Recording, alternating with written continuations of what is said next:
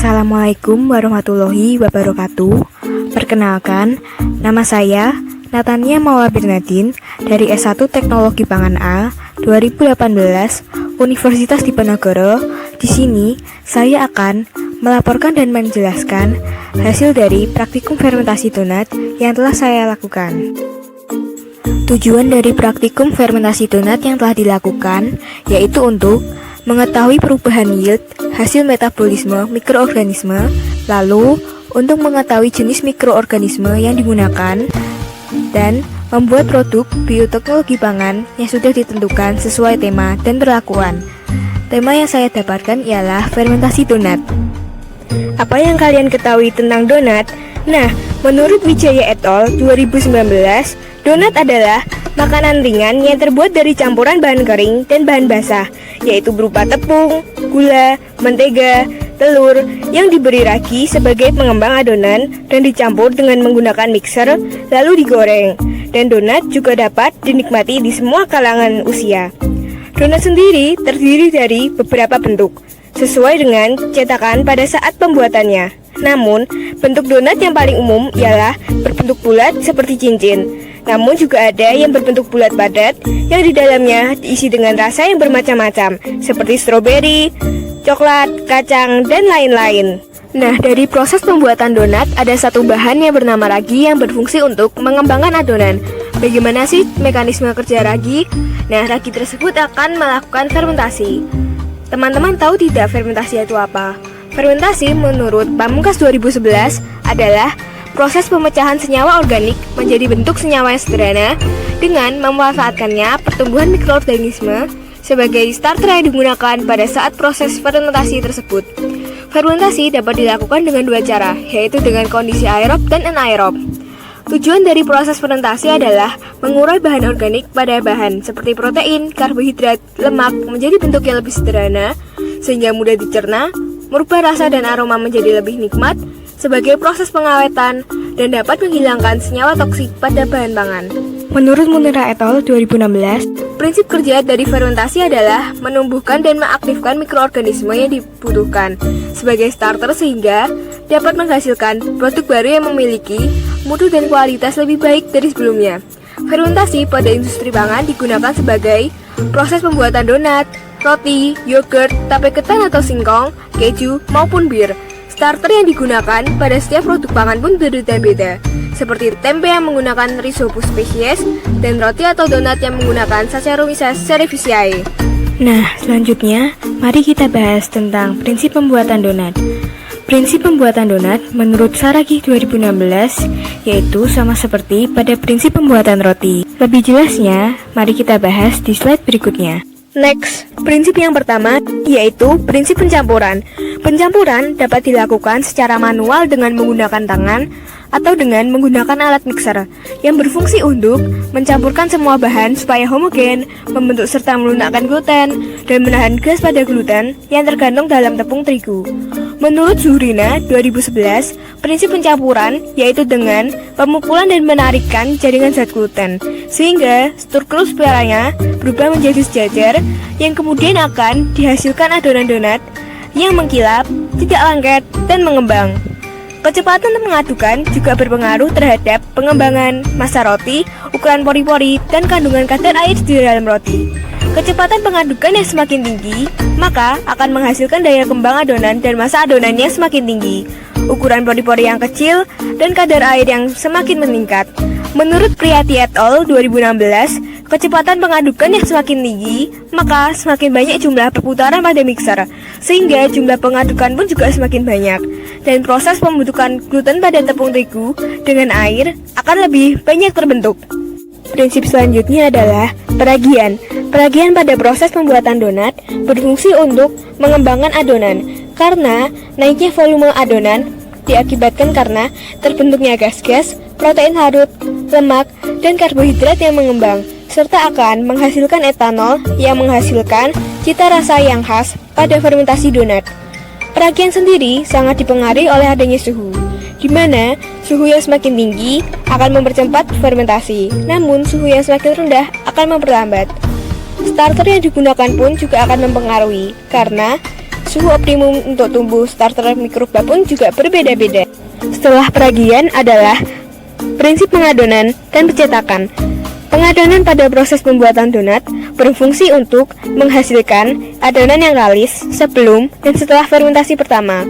Sedangkan pencetakan dilakukan dengan cara manual, yaitu dengan melubangi bagian tengah adonan dengan alat yang berbahan plastik yang dasarnya berbentuk lingkaran, sehingga akan dihasilkan bentuk donat seperti cincin. Prinsip yang terakhir adalah prinsip penggorengan. Menurut Yunia Stuti 2020, penggorengan donat harus dilakukan secara hati-hati dengan memperhatikan besar kecilnya api yang digunakan dan minyak goreng yang digunakan.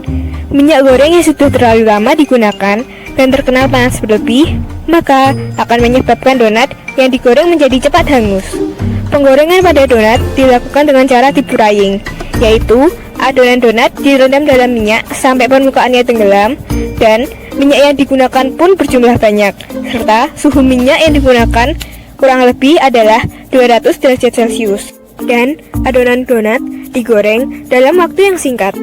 Setelah mengetahui prinsip pembuatan donat, maka kita akan mempelajari proses pembuatan donat. Proses pembuatan donat menurut Fajri et al. 2018 yang pertama adalah proses pencampuran.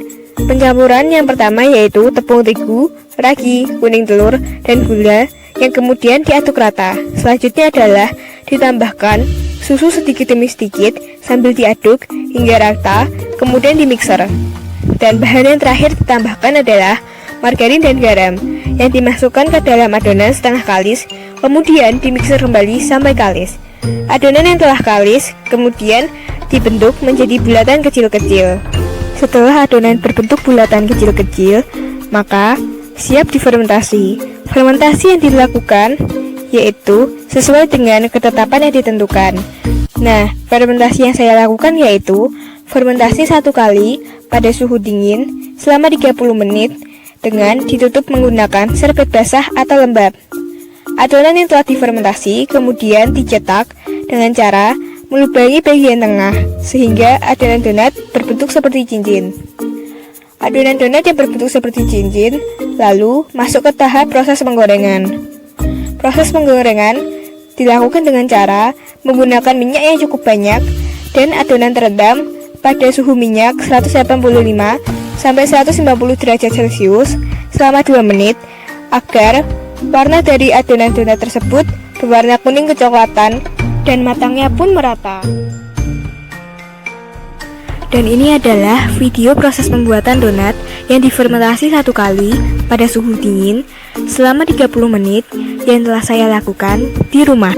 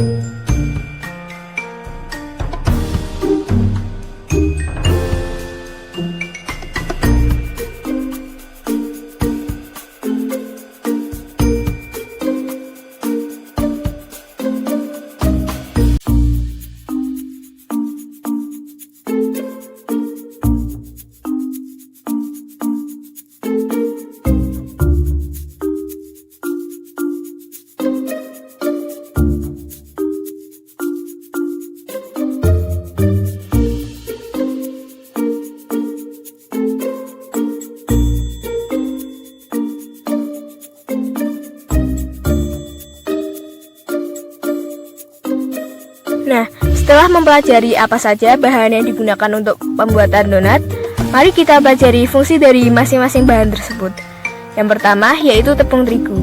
Menurut Astawan et al. 2013, tepung terigu yang digunakan dalam pembuatan produk donat yaitu tepung terigu dengan tinggi protein yang memiliki kadar protein 13%.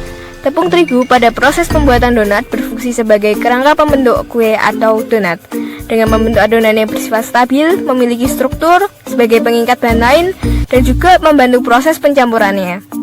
Tepung terigu mengandung banyak zat pati yang tidak larut air berjumlah 70% dan protein untuk membentuk gluten sebagai penentu fleksibilitas pada makanan berbahan dasar terigu. Nah, tepung terigu sendiri memiliki kandungan gizi.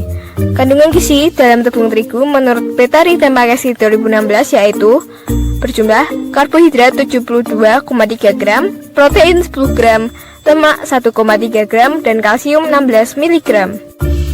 3 jenis tepung terigu menurut Aprilia 2015. Yang pertama yaitu tepung terigu tinggi protein yang memiliki kadar protein berjumlah 11-13%, memiliki sifat mudah dicampur dengan bahan lain, mudah difermentasikan, elastis, daya serap air tinggi, serta memiliki sifat gas holding.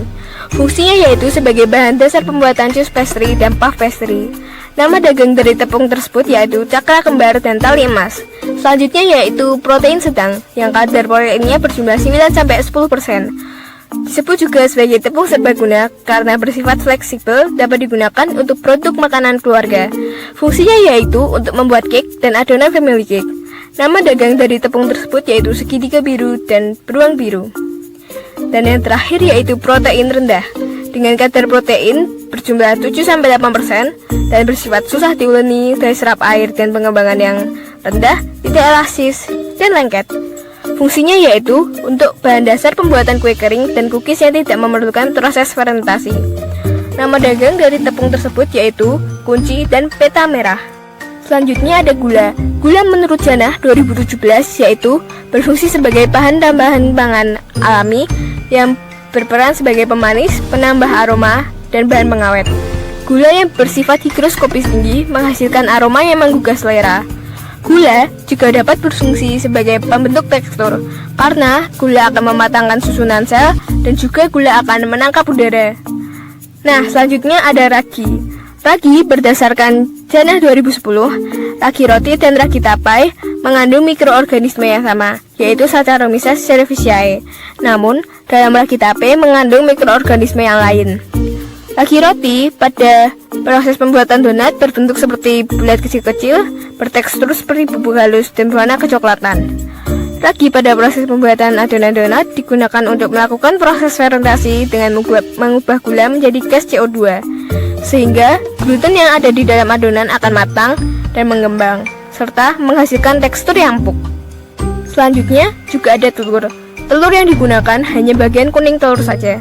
Fungsi telur pada adonan menurut Sulvinda dan Farida 2019 yaitu untuk menstabilkan adonan, mempengaruhi warna dan melemahkan jaringan pada tepung sehingga donat yang dihasilkan menjadi lembut dan meningkatkan kekenyalan. Kuning telur mengandung lecitin yang terdapat dalam bentuk kompleks lecitin protein, berfungsi sebagai emulsifier atau pengikat udara sehingga menghasilkan adonan donat yang mengembang dan empuk karena terasa lembab saat digigit. Kuning telur juga terdapat gelembung udara yang halus sehingga jaringannya menjadi kuat. Bahan selanjutnya yang digunakan yaitu ada susu, margarin, dan garam. Nah, susu sendiri berfungsi sebagai penambah aroma, penambah nilai gizi, memperbaiki warna adonan, dan memperkuat jaringan gluten karena susu sendiri mengandung kalsium. Susu yang biasa digunakan yaitu bisa menggunakan susu cair ataupun bubuk dengan rasa susu yang plain. Selanjutnya ada margarin. Margarin mempunyai kandungan lemak dan protein yang menyebabkan rasa gurih pada produk yang telah jadi. Selain itu, margarin juga sebagai pengepuk adonan sehingga akan dihasilkan tekstur yang lembut dan empuk. Dan juga margarin membantu proses pengembangan dan pemotongan adonan dan sebagai emulsifier untuk mengemulsikan lemak. Menurut Megawati 2018, margarin dapat menjelaskan seperti fungsi yang telah disebutkan karena margarin mengandung kurang lebih 80% lemak nabati, 16% air, dan 2-4% garam serta emulsifier. Nah, bahan yang terakhir Yang digunakan dalam proses pembuatan donat yaitu adalah garam. Garam pada adonan berfungsi sebagai penambah rasa umami, sebagai pengawet dengan mencegah pertumbuhan mikroba kontaminan, mengontrol lamanya proses fermentasi, serta menambah kekuatan gluten. Berdasarkan praktikum fermentasi donat yang dilakukan 1 kali pada suhu dingin, maka diperoleh hasil yaitu volume adonan sebelum dan setelah fermentasi tidak mengalami perubahan yang signifikan, yaitu sebesar 1,5 cm.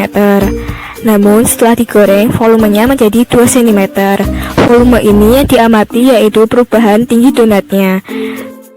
Selanjutnya yaitu adalah aroma. Adonan donat sebelum fermentasi tidak memiliki aroma yang khas. Namun setelah digoreng, terdapat bau sedikit akibat adanya proses penggorengan. Selanjutnya yaitu adalah warna. Warna adonan sebelum fermentasi yaitu memiliki warna putih kekuningan. Namun setelah fermentasi dan digoreng, adonan tersebut berubah warna menjadi warna putih dan kemudian berubah warna menjadi kuning kecoklatan akibat adanya reaksi Maillard dari proses penggorengan. Selanjutnya yaitu tekstur. Tekstur adonan sebelum fermentasi memiliki tekstur yang baik, yaitu halus. Namun setelah fermentasi dan setelah digoreng, tekstur adonan pun menjadi kurang sempurna karena menghasilkan tekstur yang kering dan keras. Yang terakhir adalah kekenyalan. Adonan donat sebelum fermentasi memiliki kekenyalan yang baik, namun setelah fermentasi dan setelah digoreng memiliki kekenyalan yang buruk. Akibatnya menghasilkan produk donat yang bantat dan liat. Selanjutnya adalah volume. Adonan donat sebelum dan sesudah fermentasi tidak terjadi perubahan yang signifikan karena adanya ketidaksesuaian antara suhu pertumbuhan optimum pada ragi dengan suhu perlakuan yang digunakan.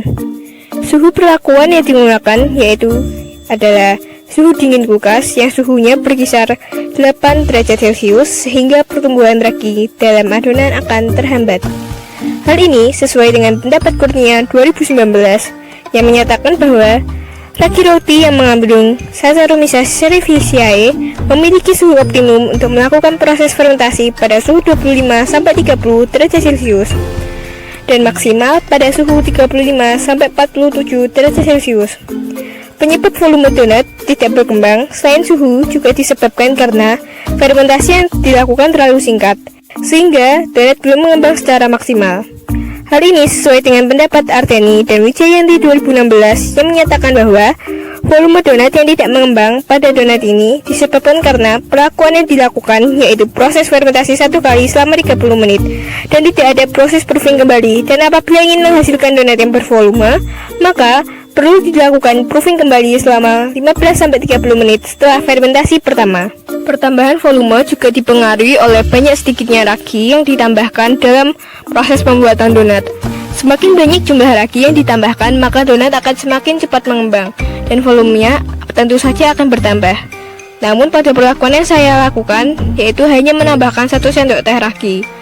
Hal ini sesuai dengan pendapat Sitompul 2019 yang menyatakan bahwa ragi yang semakin banyak jumlahnya maka akan menyebabkan adonan semakin cepat mengembang karena ragi semakin cepat dalam mengubah gula menjadi gas karbon dioksida. Parameter selanjutnya yaitu adalah aroma.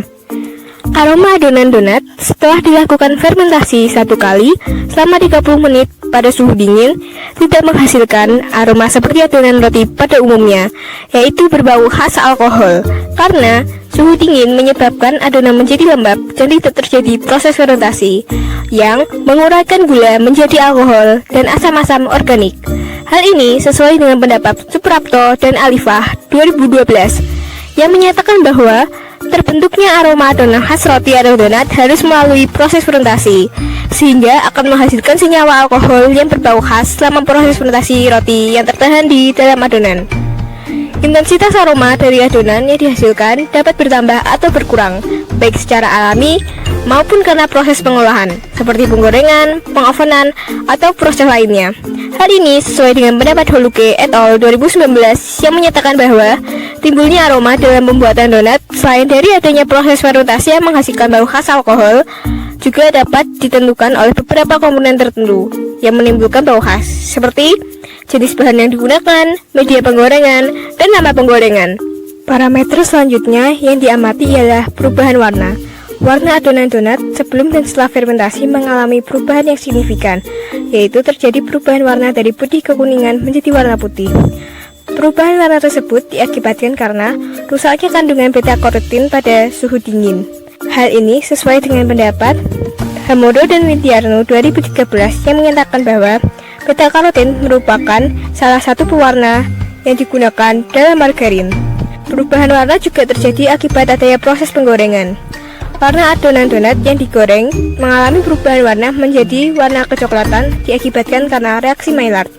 Hal ini sesuai dengan pendapat Bahtiar et al. 2019 yang menyatakan bahwa reaksi Maillard terjadi karena adanya reaksi karbohidrat dan protein yang terdapat di dalam tepung dengan adanya panas selama penggorengan. Selanjutnya yaitu tekstur. Tekstur yang dihasilkan pada adonan donat setelah fermentasi 1 kali selama 30 menit dan dilakukan pada suhu dingin menghasilkan tekstur yang keriput atau kering dan keras karena terjadi pengeringan akibat kadar air yang hilang dan proses pembekuan komponen bahan yang terdapat di dalamnya. Hal ini sesuai dengan pendapat Sofnitati 2018 yang menyatakan bahwa tekstur keras dan kering pada kue terjadi karena adanya kadar air yang hilang tertarik keluar dari dalam adonan dan juga terjadi proses pembekuan bahan oleh suhu dingin. Tekstur pada adonan juga dipengaruhi oleh adanya kandungan gluten yang terdiri dari gliadin yang berpengaruh terhadap kerentangan dan glutenin yang berpengaruh terhadap kelenturan. Yang kedua komponen tersebut terdapat dalam tepung terigu yang digunakan. Hal ini sesuai dengan pendapat Bardiati 2015 yang menyatakan bahwa kandungan gluten yang semakin tinggi maka semakin baik tekstur donatnya. Oleh karena itu dalam pembuatan donat dianjurkan dengan menggunakan tepung terigu protein yang tinggi. Parameter yang terakhir diamati ialah kekenyalan atau kelenturan. Adonan donat yang difermentasi hanya 1 kali selama 30 menit dan berada di suhu dingin, maka akan menghasilkan donat yang tidak lentur dan padat, atau istilahnya dengan bantat. Donat bantat disebabkan karena proses pembuatannya difermentasi dalam suhu dingin, di mana suhu dingin tersebut memiliki kelembapan yang tinggi, sehingga menghambat terbentuknya gas CO2 yang seharusnya tertahan dalam adonan. Hal ini sesuai dengan pendapat Wahidah 2016 yang menyatakan bahwa gas yang dihasilkan saat fermentasi dipengaruhi oleh beberapa faktor, diantaranya yaitu suhu, kelembapan, dan waktu saat fermentasi. Kekenyalan donat selain dipengaruhi oleh fermentasi juga dipengaruhi cara pembuatan adonan donat. Pembuatan donat secara manual dengan pencampuran bahan baku dan pengulenan adonan yang sebentar dan adonan yang tidak dibanting dengan tangan seperti pembuatan donat secara manual akan menghasilkan donat yang bantat. Hal ini sesuai dengan pendapat Abidin et al. 2016 yang menyatakan bahwa proses pencampuran bahan baku dan pengulenan yang tidak sempurna menyebabkan tekstur adonan yang kurang mengembang atau bantat. Fenomena yang terjadi selama proses pembuatan donat yaitu tidak terjadinya proses fermentasi pada suhu dingin. Diakibatkan suhu dingin tersebut menghambat pertumbuhan ragi, sehingga ragi tidak akan menghasilkan gas CO2 yang dapat mengembangkan adonan. Fenomena lain yaitu adalah penggunaan serbet basah dalam melakukan proses fermentasi sebagai penutup supaya tidak ada penguapan kadar air yang berlebih, terutama pada suhu dingin. Hal ini sesuai dengan pendapat Asyari et al. 2016 yang menyatakan bahwa penggunaan serbet basah untuk mencegah penguapan dan akan menghasilkan donat yang tidak terlalu kering. Faktor-faktor yang mempengaruhi selama proses pembuatan donat yang pertama adalah suhu dan kelembapan. Suhu dan kelembapan merupakan faktor utama yang mempengaruhi keberlangsungan fermentasi. Dan bila suhu dan kelembapan yang digunakan tidak sesuai, maka proses fermentasi akan gagal. Proses fermentasi berjalan optimal pada suhu ruang dan berjalan lambat pada suhu dingin, karena starter yang digunakan tidak dapat tumbuh. Hal ini sesuai dengan pendapat Astiari 2016 yang menyatakan bahwa kondisi yang baik saat fermentasi adonan yaitu dengan kelembapan udara 75% dan suhu ruangan 35 derajat Celcius. Suhu pada bahan pembuat adonan juga perlu diperhatikan, seperti panas atau tidaknya air atau susu yang dimasukkan ke dalam adonan. Karena bila terlalu panas, maka akan menyebabkan ragi yang telah ditambahkan menjadi mati dan tidak terjadi proses fermentasi, sehingga adonan pun juga tidak akan mengembang. Hal ini sesuai dengan pendapat Apriani 2016 yang menyatakan bahwa pemanasan dapat mematikan ragi atau mengaktifkan enzim sehingga fermentasi dan pelepasan CO2 terhenti. Faktor selanjutnya yaitu jumlah atau konsentrasi ragi. Jumlah ragi mempengaruhi hasil dari fermentasi, yaitu gas CO2.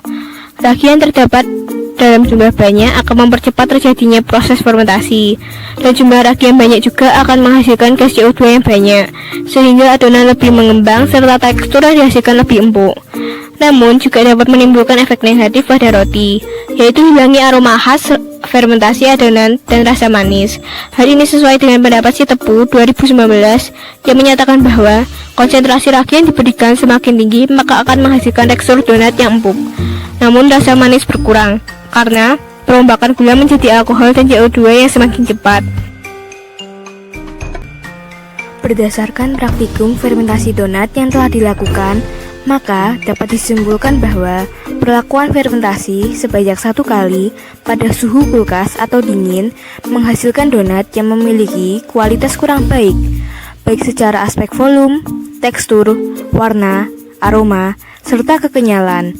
Sehingga perlakuan terbaik yaitu pada fermentasi donat 2 kali pada suhu ruang, karena menghasilkan donat yang memiliki daya kembang atau volume yang baik, tidak bantat, beraroma khas, serta warna yang menarik. Faktor yang mempengaruhi yaitu adalah suhu, jumlah ragi, serta lama fermentasi. Cukup sekian yang dapat saya sampaikan. Mohon maaf bila ada perkataan yang salah. Wassalamualaikum warahmatullahi wabarakatuh. Terima kasih.